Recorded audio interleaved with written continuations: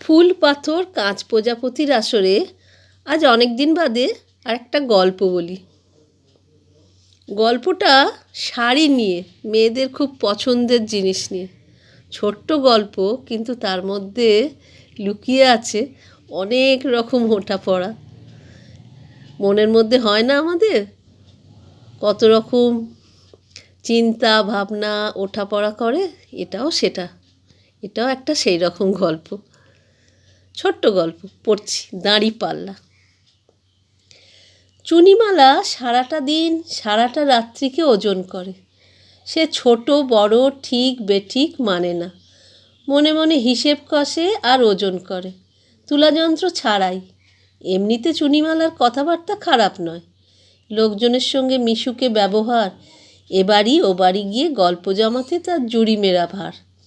কেউ অন্তত তাকে ঘর কোনো আখ্যা দিতে পারবে না। কিন্তু সমস্যাটা অন্য জায়গায়, সেটা তার মনের ভিতর নড়াচড়া করে। গিরগিটির মতো একবার লাল রং ধারণ করে তো একবার নীল রং ধারণ করে। এই তো সেদিন তার বড় দিদি তাকে একটা শাড়ি দিল, বেশ দেখতে, এই চওড়া লাল পাড় হলুদ রঙা জমি, দামও কম হবে না শাড়িটার। কিন্তু সেই শাড়ি সে রাগে বিরক্তিতে অঙ্গে চাপায়নি। হঠাৎই দিল বর্দি। এক শনিবার ওর কলকাতার বাড়িতে গেছিল চুনিমালা। শনিবার গিয়ে রবিবার আসবে, তো হঠাৎই এই উপহার। দিদি মণিমালা বলে, চুনি রে, তোকে বড় মানাবে এই গমরঙা শাড়িটাতে। আর দেখ, শাড়িটার মেঝেটাও কি মিহিন, তোর জন্যে কিনে ফেললাম। তাই বুঝি? কেন দিদি, শুধু শুধু খরচা করলি?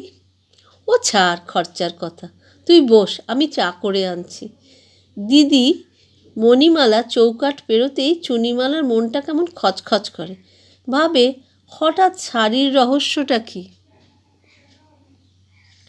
কদিন আগেই চৈত্রের সেল গেল না?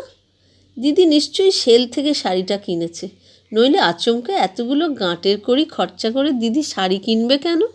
নিশ্চয়ই সস্তার দাগ ধরা মাল। চুনিমালার তীক্ষ্ণ দৃষ্টি আর জটিল মন দাঁড়িপাল্লায় কারণ খুঁজতে থাকে। আর তখনই দেখতে পায় দিদির ড্রেসিং টেবিলের আয়নায় কি যেন একটা স্টিকার আটকানো না কোণের দিকে। সে গোয়েন্দার ভঙ্গিতে পায়ে পায়ে এগিয়ে যায়, দেখে স্টিকারই, দোকানের নাম ঠিকানা ছাড়াও দাম লেখা রয়েছে। কিন্তু দুটো সংখ্যা কেন? পরপর দুটো দামের মতোই তো। তার মানে সে ভাবতে থাকে। চুনিমালা একে একে দুই করতে সময় লাগে না চুনিমালার। ঠিকই ধরেছে সে, দিদি সেলেই কিনেছে সস্তার শাড়ি। তাই হঠাৎ বোনের উপর দরদ। সে নিজের মনেই বিড়বিড় করে, হঠাৎ তোর জন্যে কিনলাম, নিজে তো দিদি এমনটা পড়বে না। তার বেলাতেই যত খেলো জিনিস। চুনিমালা বিরক্তিতে শাড়িটা নিজের কাছ থেকে দূরে সরিয়ে দেয়। কেবলই মনে হয় দিদি তাকে ঠকিয়েছে। যেটা তার প্রাপ্যই ছিল না, সেইটা নিয়েই খচখচানি চলতে থাকে তার ভিতরে। আমাদের মানুষের মনে এরকম কত রকম চিন্তাভাবনাই না আসে, সেগুলো মজারও, আবার কষ্টেরও, আবার দুঃখেরও। কিন্তু কি আর করা যাবে, আসে যখন তারা তো গল্প হয়ে উঠে আসবেই লেখিকার কলমে। আজ তেমনই একটা গল্প শোনালাম। ভালো লাগলো তো?